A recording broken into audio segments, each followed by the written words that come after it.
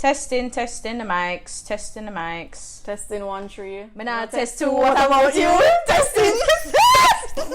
What is wrong with us? We have issues, you know.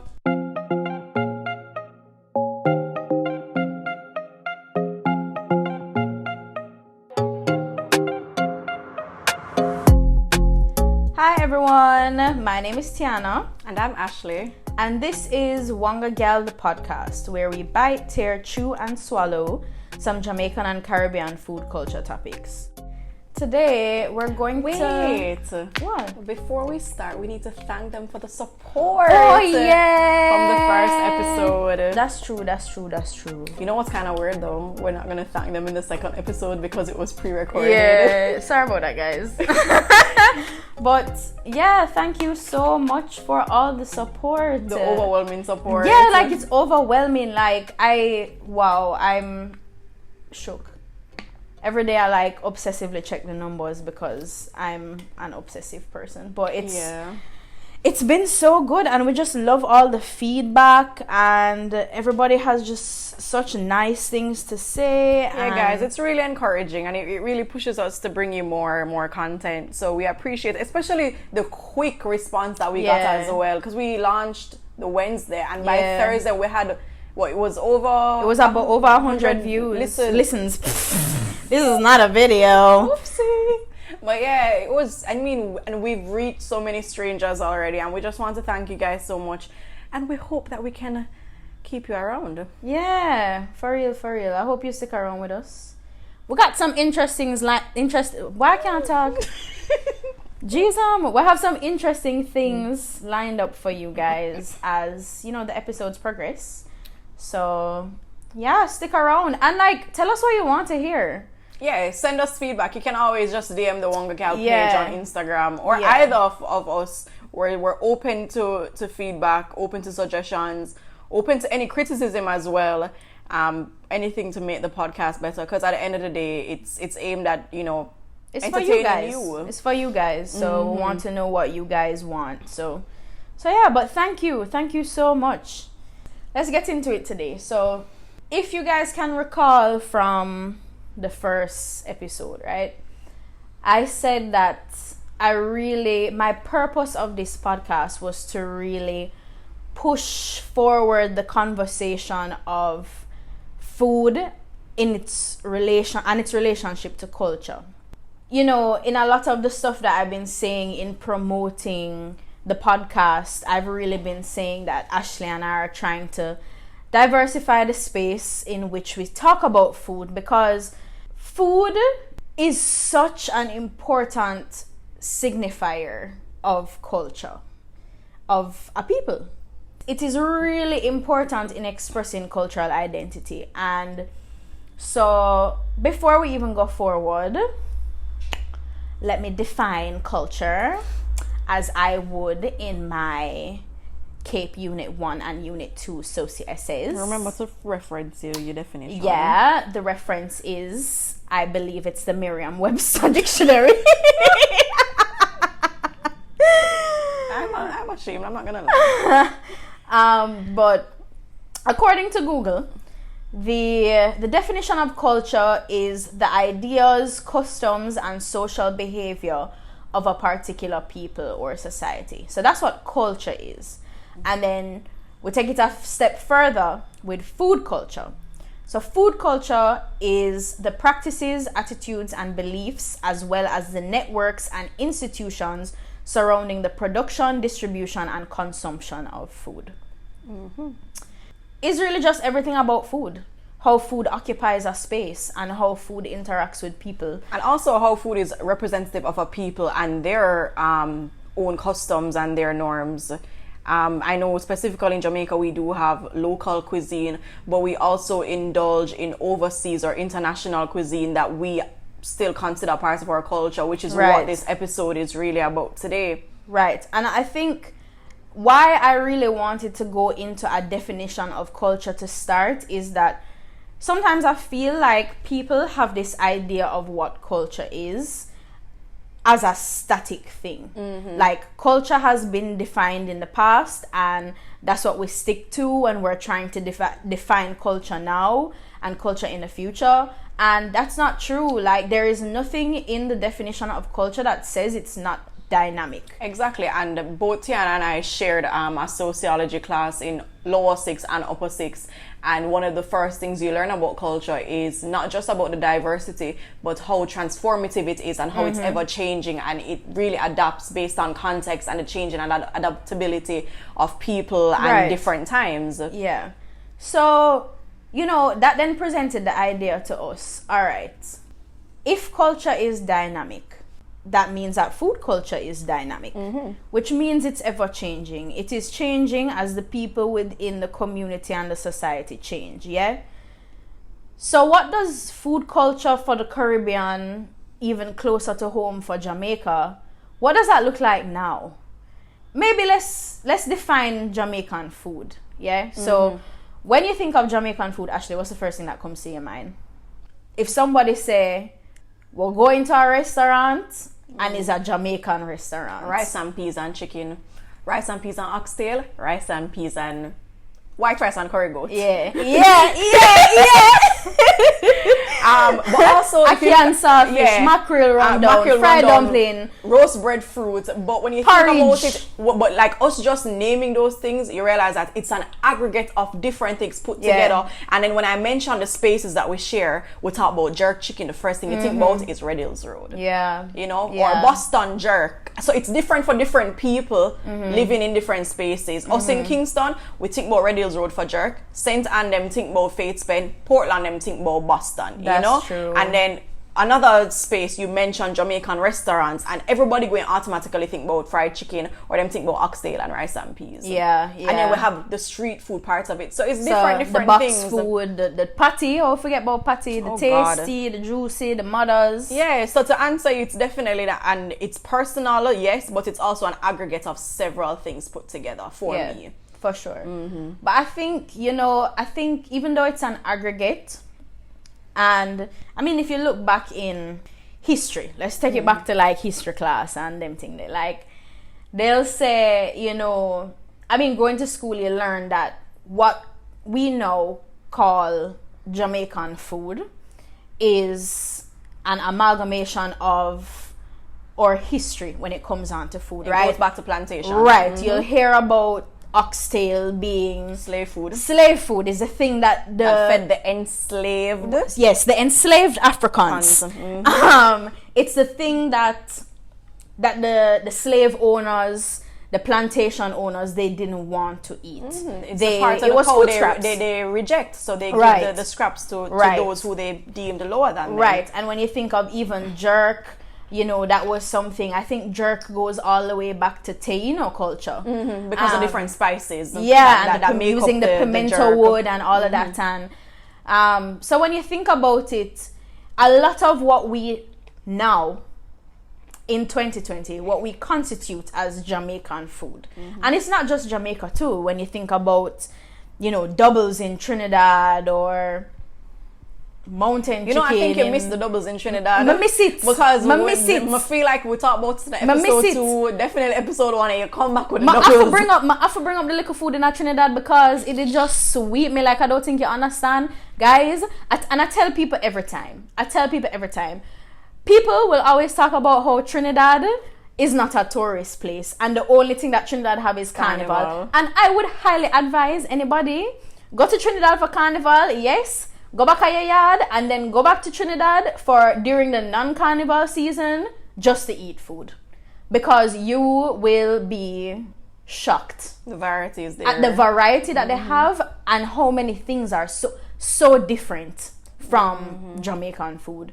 And so and pepper potting is what Guyana pepper pot is big in. I don't know. There's it also comes back from the indigenous people. Exactly, like. And as I'm saying, all of these different foods from all over the Caribbean, what they call Jamaican food, Guyanese food, Grenadian food, Trinidadian food, Cuban food, they're all so linked to Or history. But then it goes back and it supports the claim that we made earlier about how culture is dynamic and ever changing, because we probably would not have associated it as or deemed it quote unquote Jamaican food back then. Back then, I mean, the white people probably just called it slave food. Yeah. I mean, it is what it is. It wasn't Jamaican food. Yeah, definitely. But no, as soon as somebody said Jamaican food, definitely, well, personally for me, the first thing that comes to my mind is like boxed food and things like that. Yeah. And I think that's not even just within the Jamaican context. It's wide reaching, because people in America, in the UK, in Japan, all over the world, they know what a patty is. They know what jerk chicken is. They're going to their supermarkets and buying Jamaican jerk sauce. They know what oxtails is. And them a chat about oxtails.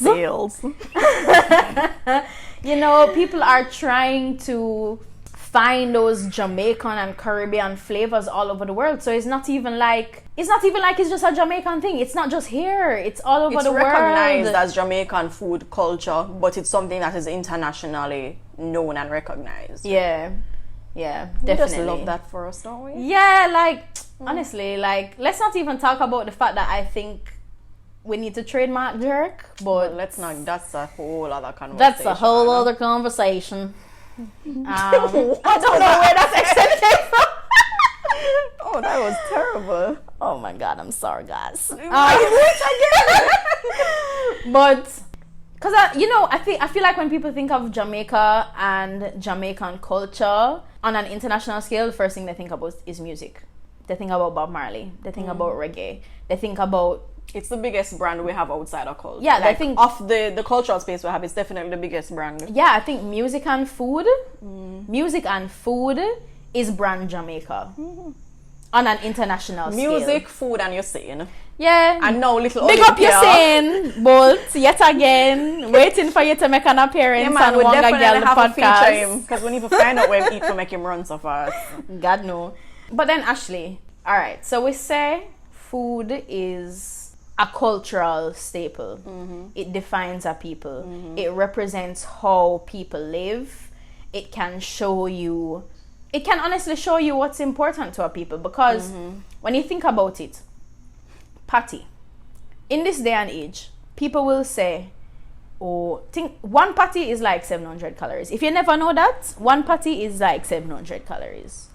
But when patty was coming about, one patty had to be 700 calories, because that is the lunch that you're getting when you're going to go and work a hard day's work, some manual labor. And that's why I say, I feel like, you see, these pieces of food culture, they represent things. They represent pieces of our history. It's not just face value. There's definitely inherent meanings behind most of them. It's not just, a patty is a patty and we just eat it either when we're on the go as a quick snack because it tastes good. It's representative of something. People wonder why Jamaicans eat patty and cocoa bread, saying that it's too carby. It's because back in the day when patty and cocoa bread was becoming a thing, people needed the carbs. And also, it was one of those cheap alternatives that will make you feel full for on long. a day, and you can have it and feel fine for the rest of the work day, and it would give you the energy that is required. It was probably not the healthiest option, but it's what people could afford. And it was necessary at the time. And that's the thing why I'm so, I think, enamored with food culture, because I feel like it can really just tell you so much about a people. Tells a story. It's and such especially with the change, because so we've been focused on culture being dynamic and transformative. Right. And look how we have tracked, well, not in detail, but traced something as a staple like oxtail, who the Americans refer to as oxtails, and they identify it and they link it to Jamaica as Jamaican food, because even if you go to a Jamaican restaurant abroad, you expect to get something like oxtails, and we traced it back to slavery. And for us to pick out a pattern and realize that it represented slavery food back then, but now oxtail is so expensive in Jamaica. Not everybody has access or has the opportunity to have oxtail regularly. I'm one of those people. It's very expensive. Even so we saw the change. Exactly, we've seen the change over the years. So that is what we mean by culture being ever changing and dynamic, and it's also it's personal because what is that food group that they refer to as the ghetto oxtails? Is it turkey neck? Turkey neck. Turkey neck. Me love a turkey neck, you know. Bad. Oh God. The turkey neck that we had at Street Food Saturdays. Yes, so big up Street Food Saturdays for their guava glazed turkey neck. It's so good. If you've never been to Street Food Saturdays, find yourself up there. Yeah, it's every last Saturday of the month. Yes, and it's buy so the good. guava glazed turkey neck because it bad.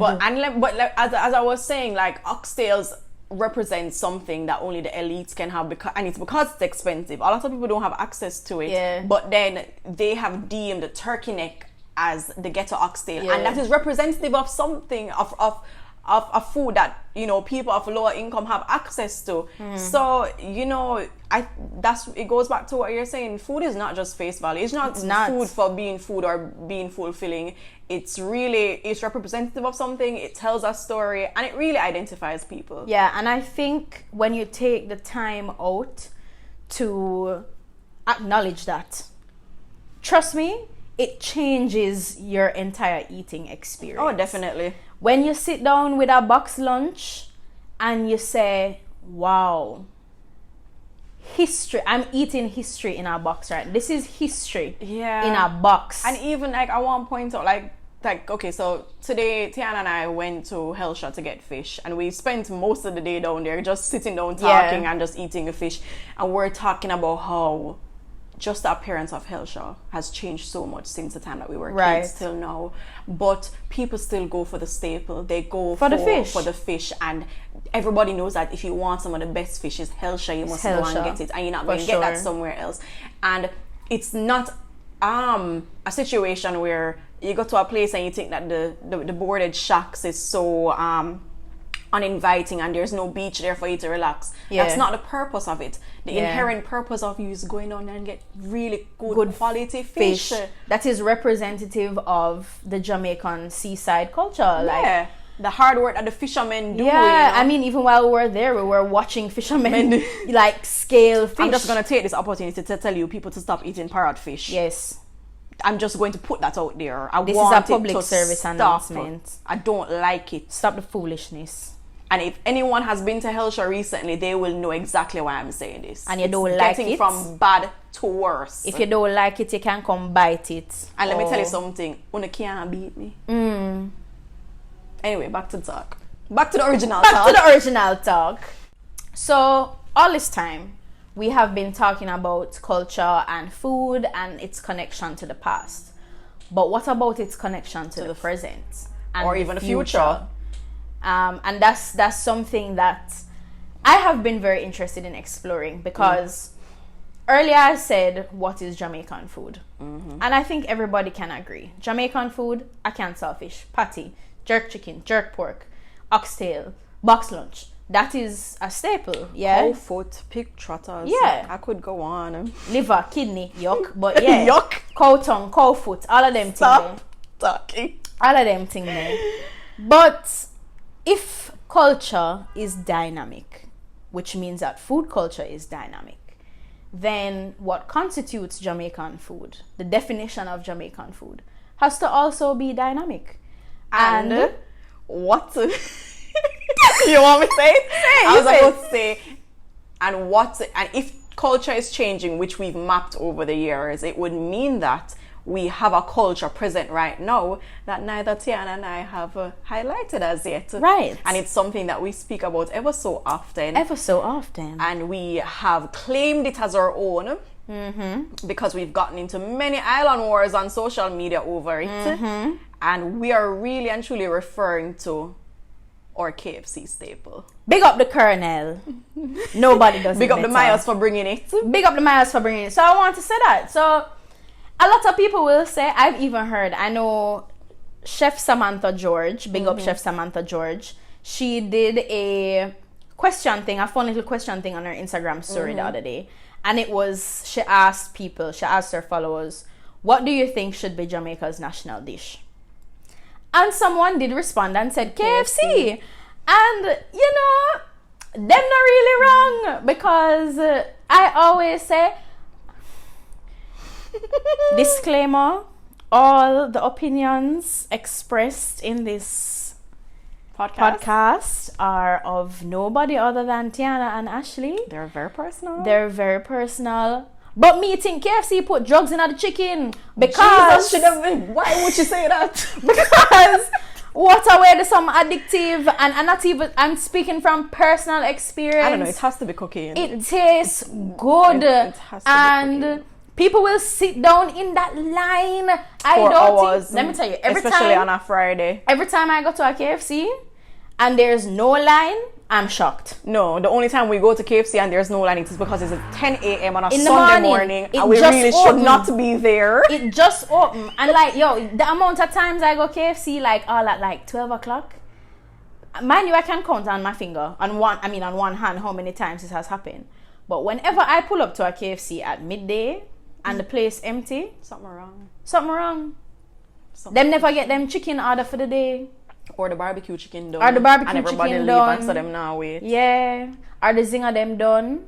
Or the crisper them done. Or them don't have no barbecue wings. But I mean, just to get back on track, the food culture that we refer to being in the present now, it would be very disrespectful and be doing us and you, our listeners, a disservice if we did not bring up KFC. For sure. Because KFC is a very, very, very important part of Jamaican cuisine, regardless of the fact that it is an internationally owned company. Yeah. So inherently it is not Jamaican. But just like how they enslaved were served oxtail on the plantation, you can also claim that was not inherently Jamaican at that time. Right. However, we know for a fact that the items on the menu in Jamaica, some of them are not offered overseas or even in different Caribbean regions. Like barbecue chicken. And zingers. It's not everywhere have zingers. And crispers and popcorn chicken and even the famous bowl. Me love a famous bowl. The barbecue famous. Anyway, it do things to me. God no. It do things to me. But as I said, it has to be recognized and included regardless of its inherent owners. No, KFC has been here from 1975. June 18, 1975. The first one was opened on Old Hope Road. And everybody knows that, well, not everybody will agree with me, but I think that's one of the best KFC I've ever had. Yes, like, and it's the one with the most feisty people. Oh God, them feisty except them feisty because them good. And unless we go there on a Sunday morning when they're really natural. Why do we go to KFC on a Sunday morning so many times? I don't know. It is not okay, but that's when the KFC tastes good because it's fresh. Guys, also disclaimer, I'm sorry if anybody who works at the Old Hope Road KFC is listening to this. Not all of you are feisty, okay? But I had a really bad experience with a security guard there. Yeah, but it's always a security guard. And I had to just leave. I left. I'm sorry. But that's just my experience. But to be honest, sometimes I understand the feistiness coming from the workers and the cashiers because them under a lot of pressure. I've never passed that KFC and after 11 a.m. and it's not full. That's true. And to be honest, they really do a service to this country. If we're keeping it 100, they do a service to this country because they do. If it's one thing about Jamaican people, them will always feel for something and we say, yo, what you feel for is KFC, them go feel for. KFC is something that you associate events with. Some people say after them drunk, the only thing they want is KFC. I know for a fact that when I go beach, the only thing I want is KFC. Not even that. Let's bring it all the way back. Which class party could I keep without a No class party can keep without KFC. Tell me, if the class party don't have KFC, it's not a class party, but it is not a class party. I am not going. It don't make sense. Also, little picnic party when you grow up is a bucket of KFC because that's what children want. They want a pot of curry goat and white rice. Nope, them want hold a little drumstick. But actually, I'm glad you bring up the whole thing of, it could be argued that oxtail wasn't a Jamaican food when it was just coming to the island, because I mean, if you think about it, our national dish, ackee and saltfish. Ackee isn't Jamaican. Ackee was imported from Ghana. I didn't know that. It's not a Jamaican fruit. It's definitely an import, and a lot. You'd be surprised how many of the foods, like just fruits and vegetables that we have here were imported, like garlic imported, pineapple imported. There are lots of things that obviously it'd be hard for us to attest to them being here, yes or no, because they came from way before we were even a a concept. Yeah. So things like ackee obviously came here as a fruit planted one time and became a staple and got deemed our national dish. It became a staple enough to become so important, to be the face of Jamaican food culture. Exactly. So even though KFC is owned internationally, the franchises, we have 34, 35 franchises across the island. Yeah, about that. And I think that was the number since, 2018. I don't know what has happened in the past 2 years, because they move fast. They move very fast. Yeah, and we'll probably have more per square mile than churches soon. I wouldn't be surprised. But I also would not complain. Me neither. It would mean more options and less lines. That is true. We should look into that. We should pen a letter to the mayors. I will. We're going to figure something Mayors, be on the lookout. You're going to hear from us soon. But yeah, I think I'm not even gonna lie, when I come off, or when I was away at college and my father knew I was coming back. It's KFC. I remember one time him properly picked me up from the Mobay airport, and there was just a meal deal sitting on the front But seat. let me tell you something, every time you're gonna see somebody in foreign, or you're gonna pick up somebody at the airport, them going to be like, you can't meet me with some KFC. Remember Karim asked me to buy the KFC and freeze it for him last year, My mother, every time I come from Jamaica, flying to Atlanta, I bring a bucket of KFC in my bag. But might as well. And I know that everyone who has migrated feel the same way, because the KFC in Jamaica is so good. And this brings me to the question I wanted to ask. Yes. I would love to know what percentage of the ingredients are locally produced, like how much local produce they use in the seasoning, locally grown chicken, because I know that obviously KFC has a base formula. They have the Colonel's secret, right, or whatever it is, the recipe, but I feel like there has to be something specific and unique to Jamaica that makes it so good, because I've had KFC all over. Me too. In the US and in Canada, total regret. Even Trinidadian KFC don't slap like Jamaican KFC to me, I'm not gonna lie. Sorry, Trinidad. But then we've had people from Trinidad come and say the same thing. Because them did love the barbecue chicken, which you cannot get in Trinidad. You can't get the barbecue chicken in Trinidad. And honestly, they have famous bowls in Trinidad? No, they don't have famous bowl. They don't have hot wings. That's just disrespectful. Dry cry. For the hot wings, that is definitely disrespectful. I'm gonna have to say something to someone. Yeah, I was very upset about that. Let's be real. But the Jamaican experience, I think we have a unique selling point, and I agree with you that I would love to know how much of it is local, because it must be a good percentage has to be local. Because let me tell you, it tastes different, and barbecue is not found anywhere else, as far as I know. Yeah, you guys can let us know, like, any knowledge that you hear us lacking. Fill in the gaps for us, because we would love to be informed. We would love to know if barbecue is anywhere else, but I have not seen barbecue anywhere else that I. And I feel like every time I have visitors here in Jamaica, they're always so surprised that the barbecue is available. I've had people from different states come in and they're like, "Wow, barbecue! What is this? Let me try it." And so, my deduction is, KFC is a US company. It is. Barbecue chicken is not available in the US, which means that we must have our own formula for barbecue. And if we can make up our own barbecue chicken, we are obviously putting other things in the spicy and the original to make it taste better than the US one. Because let me tell you, as much as I would always prefer barbecue chicken, our original chicken definitely tastes better than what I've had overseas. I love original chicken, and anybody who wants to fight can come and fight me.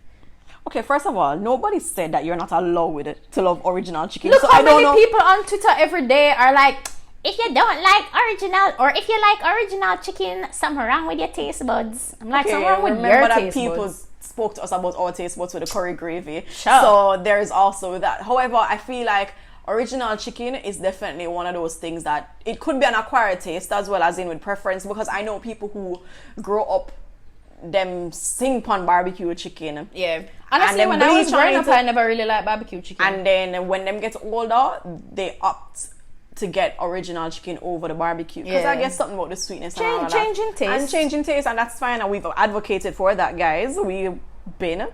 Yeah. So, regardless of what your preferences are, at KFC, no matter what you order, everybody knows a staple and a necessity in Jamaica. So when you go, you have your main order, you have a backup order, and you have a backup for the order. Because I'm gonna tell you, when you go KFC certain time and certain location, you just not gonna get what you want. Nothing is guaranteed. You have to mentally prepare yourself and know. So listen, Ashley, you want a barbecue wings box and you want barbecue chicken and barbecue wings, but you're probably not gonna get that. So find out if them have the zinger, and if them have the zinger, you can get the barbecue zinger box, and if not, you have to go mix up something. Buy a popcorn chicken with an original meal deal, and you might, but whatever it is, in my experience, I've never left KFC with food and also unhappy. Yes, I might be like, I did really you're disappointed because you never get what you want, but you're not unhappy.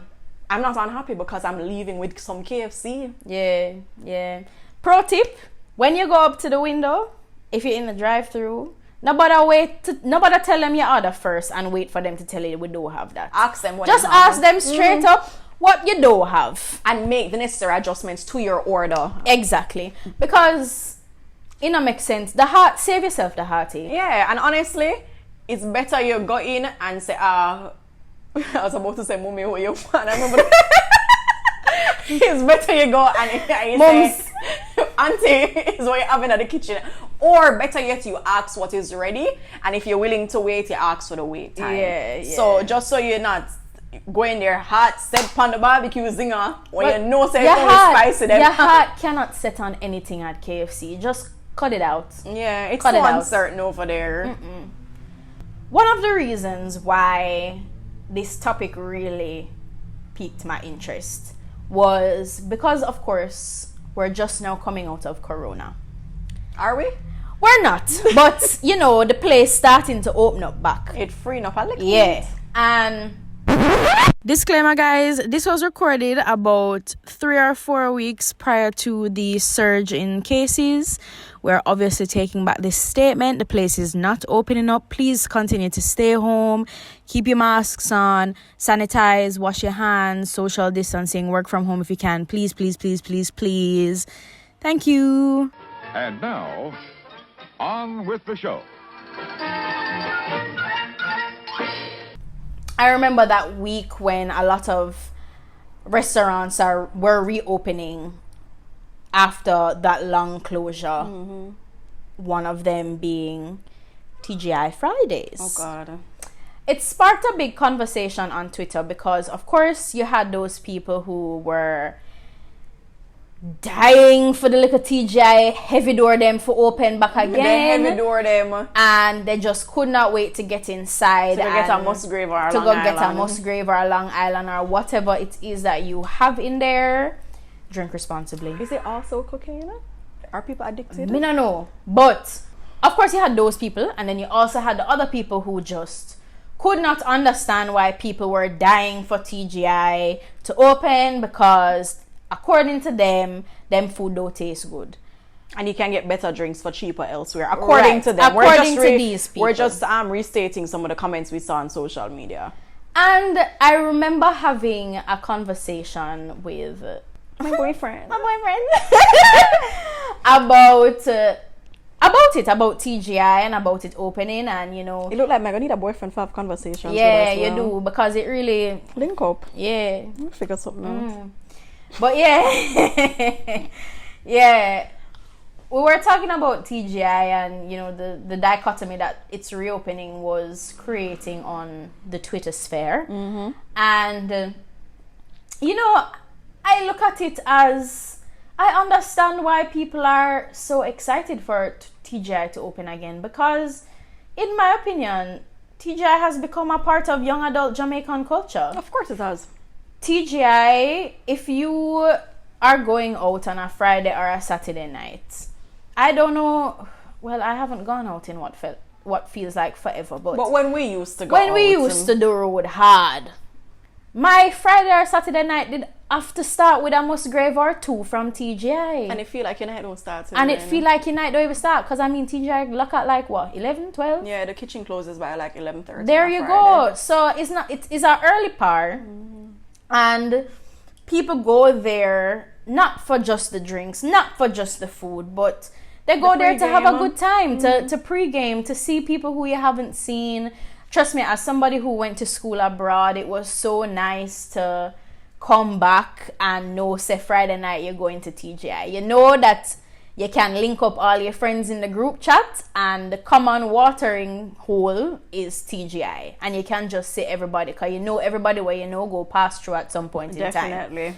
So, yes, I think I am fully in agreement that TGI has become a part of Jamaican culture. TGI has only been here since 2004, you know. Yeah, I know, I realized. It hasn't even been here for that long, and they've become such a staple. And I know a lot of people might not understand, especially like the older crowd. I was about to mention that the reason why I think a lot of the older crowd will not understand the attachment that younger adults have to TGI is as evidence of the reaction to them closing during the lockdown period. It's because they really did not go through a phase where you saw TGI as the hit spot for that signifies you coming of age where you can now drink. Because everybody knows that before you turn 18 years old, well, back when we were turning 18 years old. Yeah, I don't know about these people right now. But you couldn't sit around the bar at TGI. You couldn't sit around a high table. Unless you were 18, and when you book 18 area. years old, you know, say you're rich because you can sit around a high table or you can sit around the bar. So really, it's like a signifier where it's a, yo, you're rich. It's a stepping stone to you coming into adulthood, because now you can drink and you can go par at TGI with your friend them. Yeah, so it's a cultural stepping stone for people of that age. It is such a coming of age. Yeah, and then, as I said, the reason why all of individuals will probably not understand the attachment that these young adults have to it is because it really wasn't that kind of spot for them when they were that age. And not even, and as I said, this is one of those cultural things where I can definitely say is very specific to Kingston. Yeah. Upper St. Andrew. Because remember, we mentioned that culture is personal and it's changing. Yeah, and I think as much as you have Jamaican food culture, you have St. Elizabeth food culture, Ochi food culture, Negril food culture. And these are norms that we really and truly have no idea because we've never experienced. Because I cannot say, I don't know what coming of age in the food culture looks like in Mobi. Definitely. Because I never grew up there. But I can tell you that in St. Andrew, TGI was a big thing for me. I could not wait to be able to drive my own car to TGI. Yeah, because it looks so cool, right? That was just I was very excited the first time that I was able to like pick up keys and leave my yard and say, I'm going TGI and I'm going to meet my friends at TGI and we can leave TGI together to go somewhere else. That was a big thing for me, and it might not have been a big thing for other people, but see, I can throw another dynamic into it now. For me, even though I went to high school in Kingston, I grew up in country up until I was 18, for when I was moving out to my parents' house to live in Kingston permanently, just so I can attend university. So for you might have been able to go to TGI or had the opportunity to go to TGI prior to turning 18 years old and see that as a level of achievement or a coming of age signifier for when you can sit at a different area, right? And look forward to the day you can take up your keys and go. But for me, the first time I went to TGI any at all was after I turned 18 because I never really have. To be honest, we never used to have parties at TGI in high school because there was no point. It was like if it was somebody's birthday, then we would all go and push together all the tables, not in the high seat section. Yeah, around the other side. Yeah. And so for me, it wasn't until after I started university and that was the first time I went to TGI, and obviously I was already at an age where I could sit wherever I wanted. But then that is when I made the observation of how important TGI really is to people in St. Andrew between the ages of probably 18 to probably 32, because you see all of these ranges. And it really is something that people not really take for granted, but I don't think people understood how important it was to go to TGI on a Friday until we had lockdown the other day. You didn't understand the cultural significance, because as I said earlier, it's like a watering hole. Definitely. I mean, when you think of what a watering hole is, it's like that one place where everybody just comes together and just, you can eat a food. The legal drinking age. Yes. Again, I say, drink responsibly. You can eat a food, you can get a drink, you can par on the wall with your friends, you can par inside, you can talk to Ramona, big up Ramona. And Georgette. Yeah. And the one that look like popcorn. I mean, Raheem. Why do I say man? Big up everybody that work in TGI. I mean, obviously, the dynamic of TGI is different now due to the pandemic. They've taken such precaution, and I personally have been there since that. And I respect, you know, all the procedures and the protocols they've implemented to protect their customers.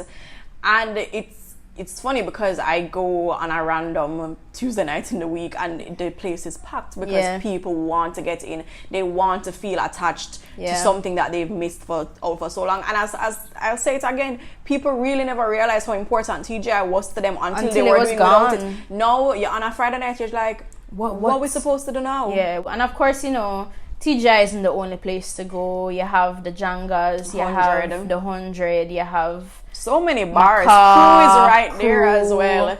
And you would be surprised the attachment that other individuals have to the places we've named a while ago, as much as young adults have attachment to TGI as well. Right. But I think because TGI has just become this big thing. I mean, it's so centrally located. And I feel like when you're young, you go TGI with your family.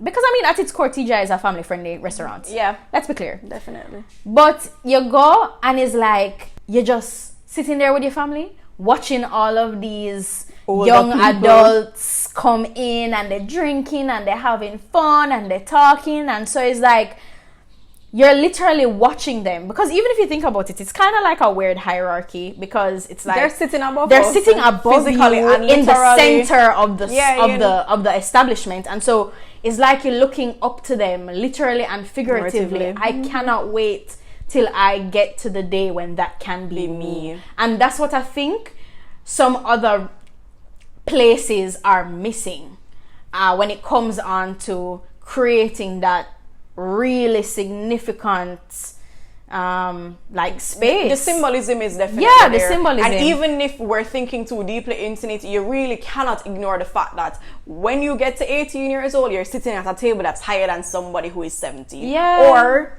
you know, how it should be, because sometimes I know that there are people underage who are around the bar. Drink responsibly. But yeah, because even the chairs around the bar are much higher than the seating on the outskirts. And then look at that, you're sitting on the outskirts and you can't wait to get in. So it's like, these are the gatekeepers. I was just gonna say, this is the entrance, and this is your what is the word? This is your rite of passage into adulthood as a child or an individual growing up in Kingston and St. Andrew, and you know, say once you can sit down around the high table or around the bar, you know, say you reach. Yeah, for sure. And you'd be surprised just like how we don't understand the spaces in other parishes, they probably have places that are that significant. I'm 100% sure. We would love to hear from you guys, actually. Like, tell us, like, what were some of the places you looked forward to being able to go to when you were older. 18 or older. Yeah. That it was, you know, significant or important to wherever you grew up. Yeah.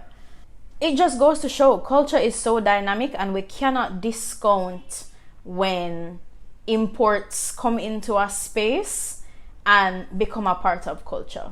There was a word that's associated with the culture that I don't think we mentioned here, but culture is adaptive. Yeah. And let me tell you something, with the coming of new restaurants or international bodies into our local space, you'd be surprised how quickly people in their formative years will start to grow and start practicing and creating their own norms. Yeah. And then that is how it becomes such a part of our inherent, symbolism, growing up, the significance of things that we associate with food culture. Just like how, because I'm sure if you talk to somebody in their 50s, regardless of the fact that they grew up in Kingston, TGI was not a part of their culture growing up. And it's because TGI existed after them, and it didn't play that much of an important role as it did for us and probably those a little older and younger than we are. Yeah.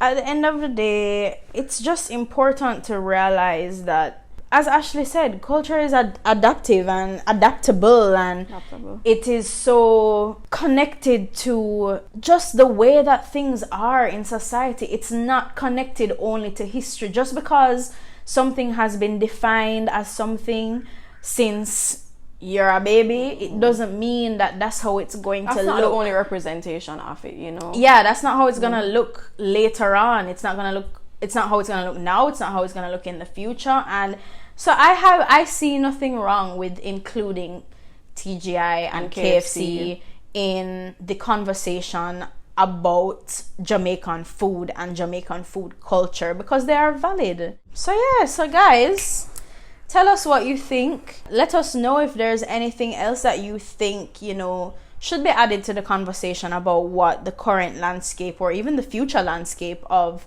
Jamaican food culture looks like.